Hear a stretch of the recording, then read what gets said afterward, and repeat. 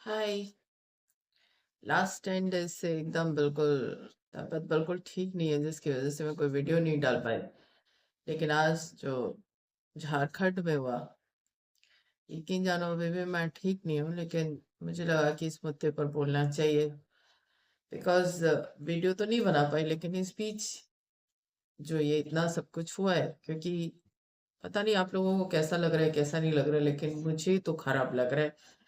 क्योंकि मुद्दे होते हैं और हर सरकार में मुद्दे होते हैं। ऐसा नहीं है कि कोई भी सरकार ऐसी रही हो आजादी के बाद, जितनी भी सरकारें बनी जिनमें मुद्दे ना रहे हों और या प्रोटेस्ट ना रहे हों। ये देश वो देश है जिसमें 18 महीने तक इमरजेंसी भी रही है, 1975 1975 में। और आगे भी जो सरकारें बनेगी और आएंगी, बीजेपी जब जाएगी और दूसरी सरकारें आएंगी, मुद्दे तब भी रहेंगे, शायद इससे भी ज्यादा रहेंगे। तो ये तो समझ लेना चाहिए कि ये एक लाइफ का पार्ट है, सोसाइटी का पार्ट है। लेकिन इस सब में हमें बहुत ज्यादा ये जरूरी है समझना कि ये जिस तरीके से संसद में मार्च हुई और इस तरीके का हमला हुआ, और अब चीफ जस्टिस ऑफ इंडिया का भी एक कमेंट था जिसकी वजह से ये सारी चीजें हुई। और फिर उसके बाद सरकारें और गंदी लैंग्वेजेस, अश्लीलता, मतलब सोच नहीं सकते भारत के अंदर जो कुछ भी चल रहा है। और ये भी एक बहुत बड़ा कारण है कि जितनी भी विपक्ष में पार्टी है राजनीति में, वो पिछले 10 साल से, 10 क्या, अब तो 12 साल ही हो गए हैं, उनको भी काम करने के लिए मिल नहीं रहा है। आप खुद से सोच के देखिए ना कि अगर आपके पास 10 साल के लिए काम करने के लिए ना हो, आपके हाथ में पावर नहीं है क्योंकि आपको पावर की बीमारी लगी हुई है, तो आप क्या करेंगे? जो मुद्दे आपके नहीं है उन्हें भी आप अपना मुद्दा बना लेंगे।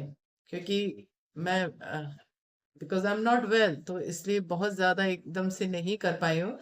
जबकि मैं सोच रही हूँ कि इस पर एक रिट पिटिशन डाली जाए।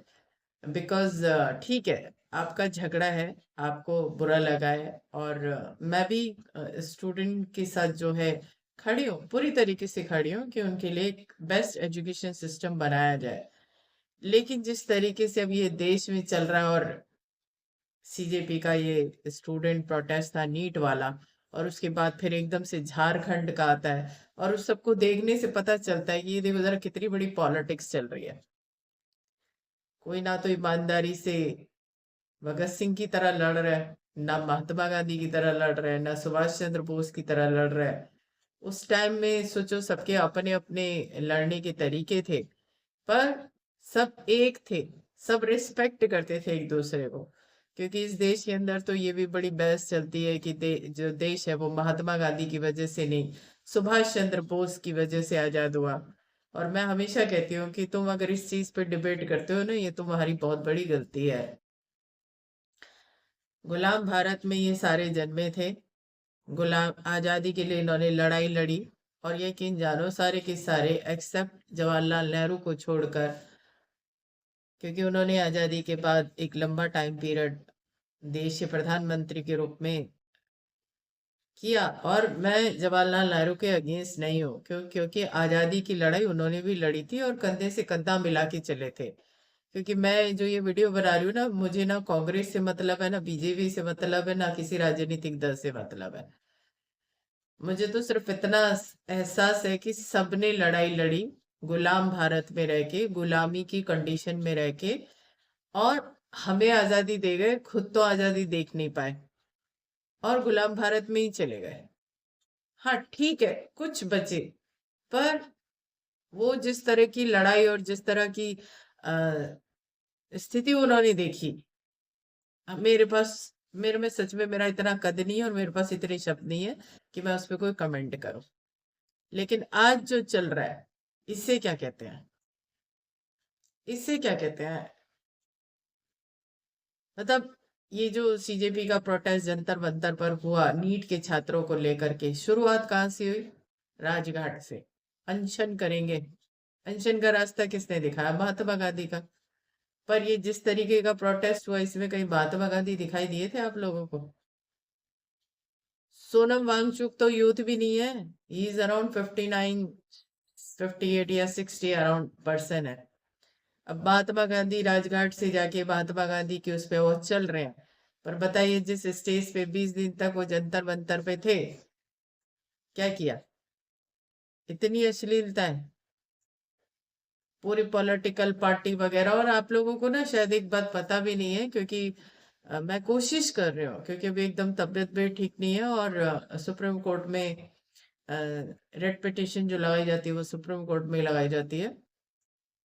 तो उनकी ऑलरेडी डेट है, शायद 18 अगस्त को सुनवाई है कि इसमें इन्वेस्टिगेशन ना हो और जितनी एफआईआर है वो वापस ली जाए।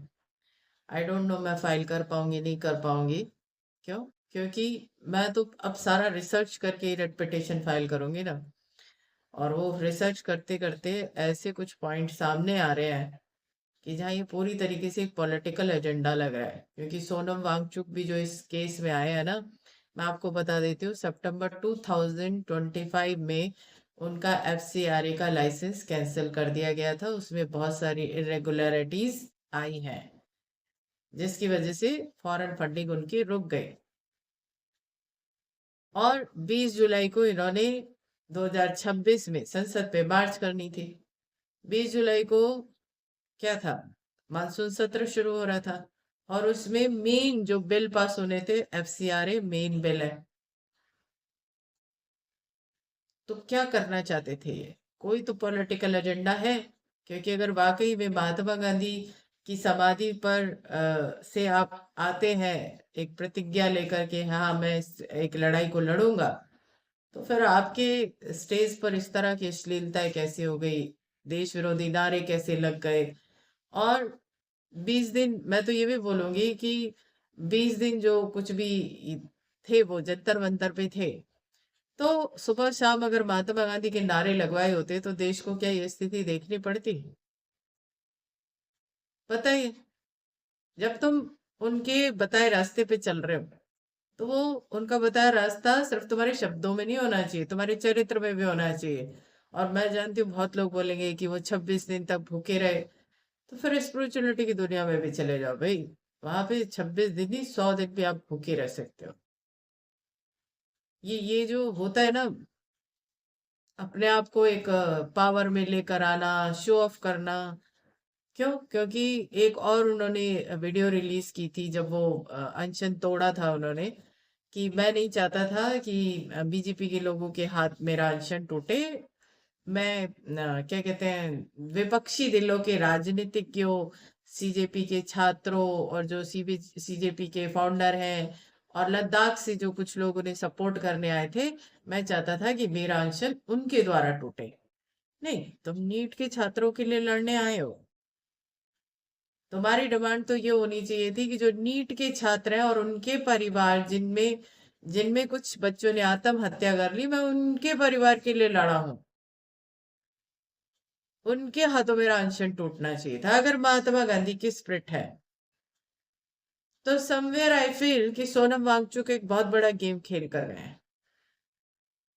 और ज्यादा नहीं है, पर कुछ है, छोटे छोटे से वीडियो हैं जहाँ एफसीआरए के बारे में वो बोल रहे हैं कि मैंने कोई गलती नहीं की, मैंने ये नहीं किया। तो मैं एक रिट पिटिशन इसलिए लगाना चाहती हूँ, लगाऊंगी तो मैं पक्का। आई डोंट नो कि 18 अगस्त तक लगा पाऊंगी या नहीं, क्योंकि बीच में 15 अगस्त भी पड़ रही है। और 18 अगस्त को जो सुप्रीम कोर्ट में सुनवाई है,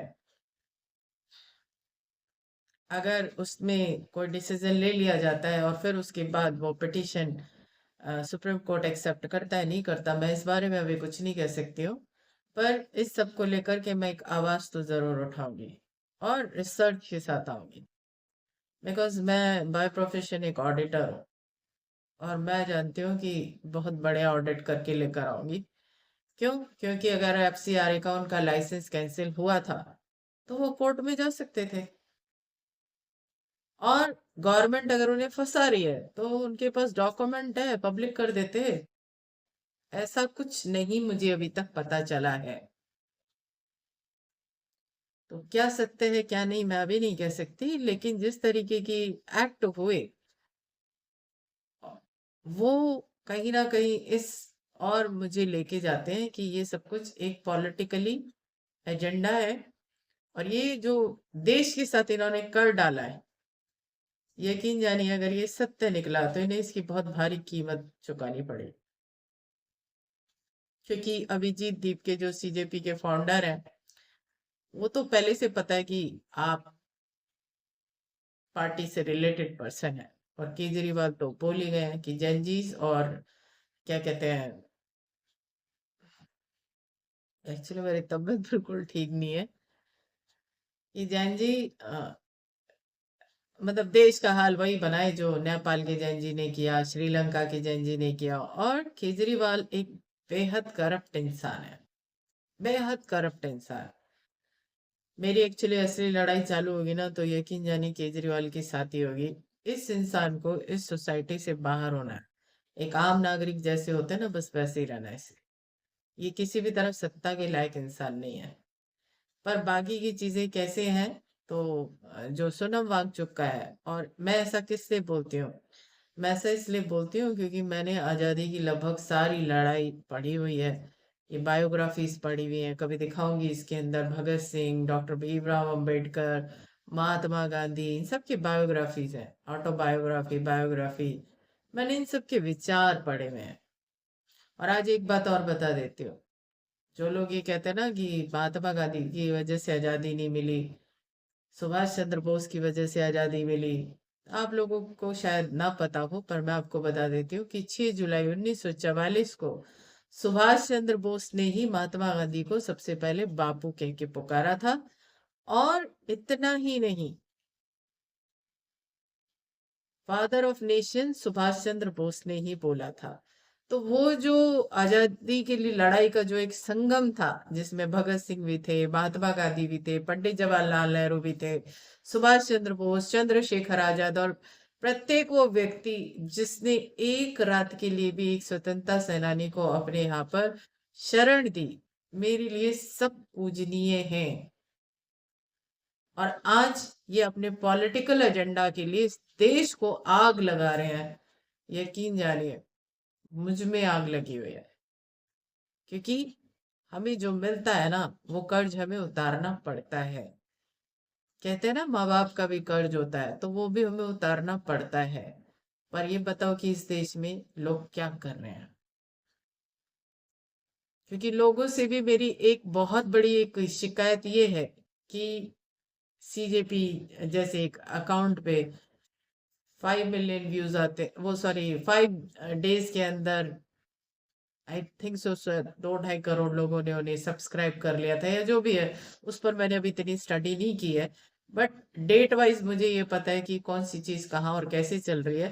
ये सब लिख रही हूँ मैं इसके अंदर, कि किस डेट पर क्या डिसीजन हुए, किसने क्या किया, और किस चीज के पीछे की क्या मानसिकता है।